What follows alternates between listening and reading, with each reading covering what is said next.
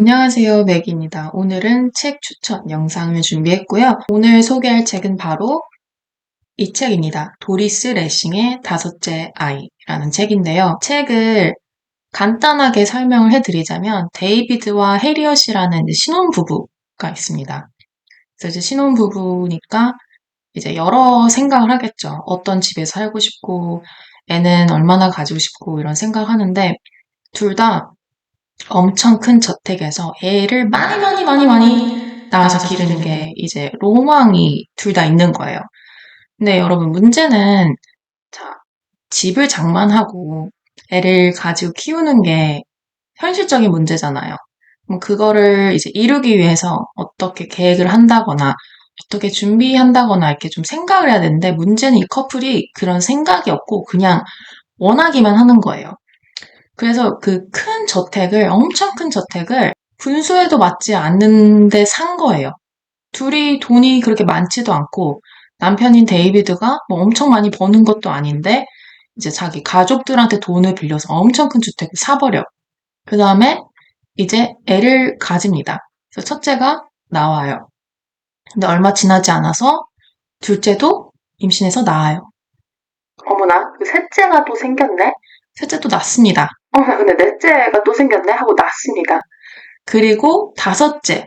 자, 책 제목이 다섯째 아이죠? 다섯째 아이까지 낳는 이야기예요. 그런데 이 책이 제가 봤을 때는 호러 영화로 만들어지면 너무 좋을 것 같다는 생각을 했는데요. 이 책에서 귀신이 나온다거나 그런 거는 아닌데 오히려 그래서 더 뭔가 무서운 게 있었던 것 같아요. 이 다섯째 아이가 기이합니다. 기이한 아이가 나오면서 그 아이에 대한 묘사라던가 그 아이와 관련된 사건들에 대한 묘사가 좀 무서워요. 이제는 구조를 좀 읽으면서 조금 더 설명을 드릴게요. 첫째, 둘째, 셋째 너무 이제 쉴 틈 없이 계속 나가니까 이제 주변에서 걱정하는 거예요. 왜냐면 주변 사람들도 이 커플이 너무 자기 분수에 맞지 않게 너무 이제 일을 벌리는 거가 보이니까. 해리엇의 문제는 자기 배보다 더 큰 것에 항상 눈독을 들인다는 점이지. 내 생각엔 너희들이 만사에 너무 서둘러서는 안 될 것 같아. 잠깐 내 말을 끝까지 들어. 해리엇은 이제 24이야. 아직 25도 채 안 되었어. 데이비드 너는 겨우 30이야. 너희 둘은 마치 모든 것을 움켜잡지 않으면 그것을 놓쳐버릴 거라고 믿으면서 살아가고 있는 것 같구나.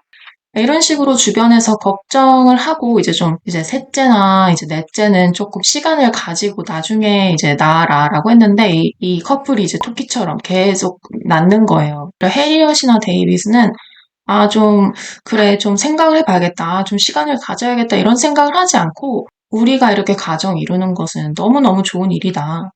왜 이거를 뭐 시간을 가지라고 하니, 뭐라 하니, 하냐, 이런 식으로 이제 말을 하는 거죠. 자, 다섯째를 임신했는데 이번 임신은 다른 거예요. 물론 여성이 지금 해리엇이 지금 벌써 5번째 지금 임신을 한 거잖아요.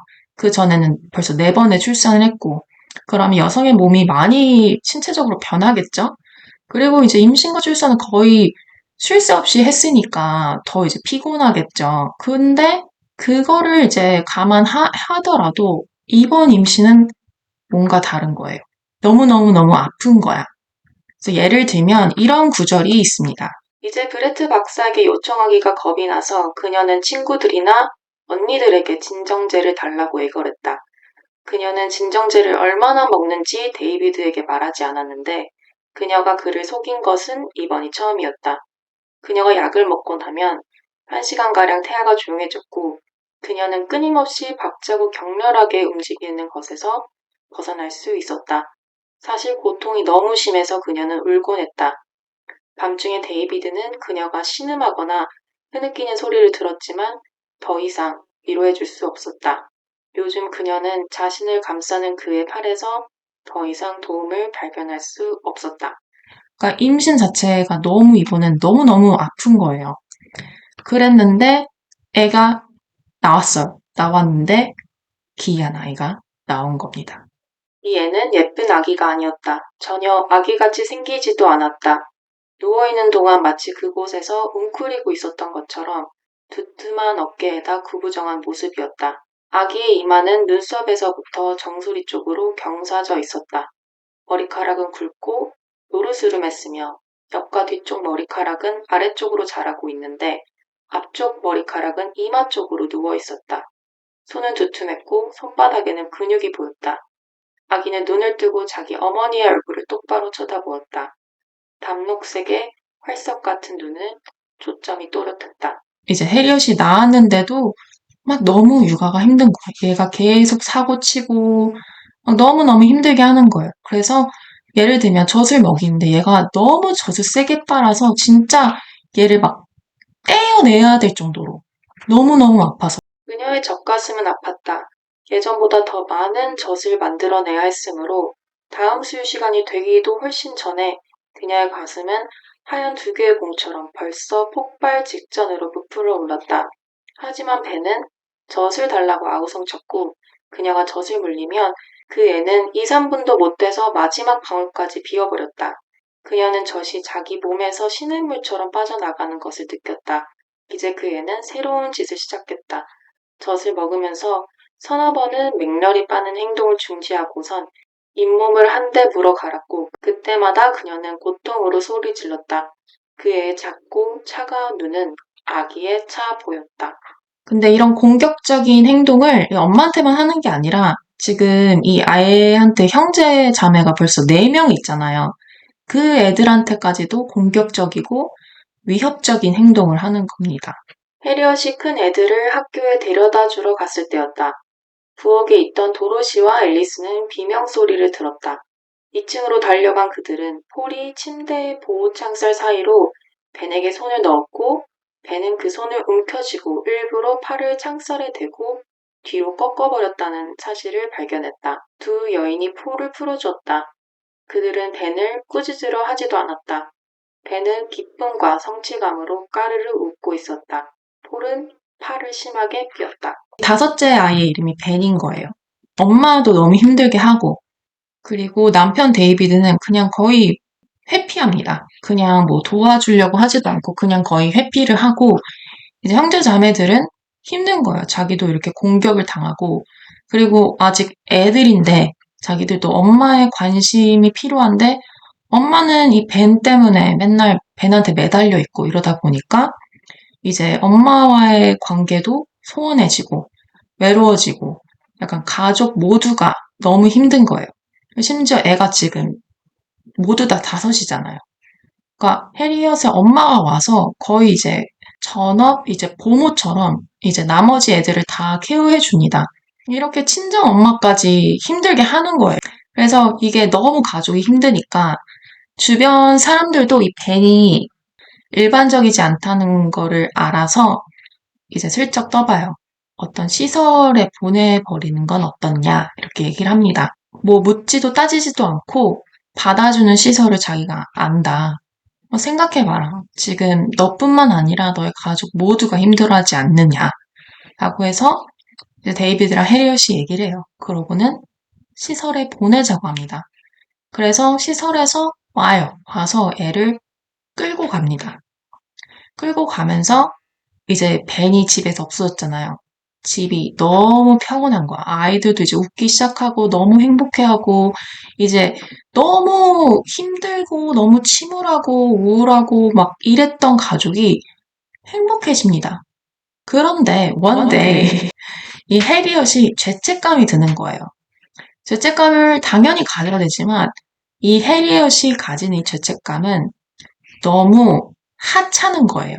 자기가 이렇게 안일하게 생각해서 주택 큰 거 사놓고 애들 계속 낳고 자기가 이제 초래한 결과잖아요. 해리엇과 데이비드가. 그래서 자기가 보낸다 해놓고 보내버렸어. 그리고는 죄책감을 가지는 거야, 갑자기.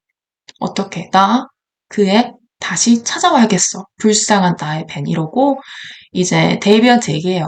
나 얘 데리고 오겠다. 했더니 데이비드가 안 된다고. 절대 안 된다고 했는데 혼자 몰래 그 시설을 찾아가서 벤을 다시 집으로 데리고 가려고 왔다라고 하는데 이 시설이 또 심상치가 않은 거예요. 아이들을 버리고 가는 그런 시설인 거예요. 뭐 고아원 뭐 이런 것도 아니고 진짜 버리고 가는 데예요. 그래서 뭐 기형으로 태어났거나 이런 애기들이 버려지는 곳인데 벤은 테크니컬리 기형은 아니에요. 장애를 가지진 않았는데 그냥 기이한 애인 거야. 그리고 이 기형인 애들과 벤의 차이점은 벤은 힘이 너무 세. 너무 좋아. 그래서 뭐 아이들이 너무 막 운다 그러면 이제 진정제를 넣어버리는데 벤은 거의 막 성인이 맞을 정도를 넣어야 얘가 잠이 드는 거예요. 마취나 마비가 되는 거야. 얘는 힘이 너무 좋아서 문제인 거예요. 보통 이제 기형인 애들은 막 힘이 없어서 건강적으로 조금 더 약하거나 뭐 더 기운이 없거나 막 이래서 이제 벌어지는 건데 이제 얘는 반대인 거죠. 그리고 이 시설이 자 그냥 애들이 버려지는 곳이잖아요. 얼마나 애들을 잘 케어하겠어요. 좀 비인간적으로 대합니다. 해리엇이 그것을 보고 어떻게 내 애를 내가 이런 곳에 보냈을까라고 생각을 하는데 지가 보낸 거죠. 고무 매트리스 위에 벤이 누워 있었다. 그 아이는 의식이 없었다. 벌거벗은 채로 구석복 속에 있었다. 창백하고 누런 혀가 입 밖으로 튀어나와 있었다. 그의 살은 시체처럼 희고 푸르스름했다. 모든 것이 벽과 마루와 벤이 똥으로 지지겨져 있었다.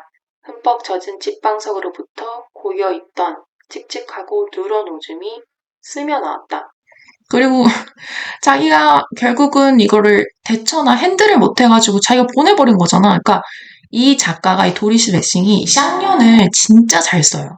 그래서 얘가 뭐 죄책감을 가진 게 인간적으로 느껴진다거나 아 그래도 얘가 양심이 있구나 이렇게 느껴지는 게 아니라 와 얘 진짜 끝까지 약간 지랄하네 약간 이런 느낌을 되게 계속 가지게 하는데 이 작가가 그걸 진짜 잘하는 것 같아요. 이 동정을 한 번도 할 수가 없어요. 이 해리엇이라는 캐릭터한테. 그래서 얘가 가지는 어떤 양심과 죄책감 이런 게 다 하찮은 거야. 그래서 시설에서 벤을 찾아옵니다. 데리고 오는 과정도 졸라 힘들었어. 왜냐면 차로 이제 몇 시간을 왔다 갔다 하는 건데 벤이 이제 시설에서 하도 당하고서 니까 더 공격적이 된 거야. 그래서 얘가 막 진짜 너무 막 난리를 치니까 그 시설에서 진정제를 막 요만큼 줘요.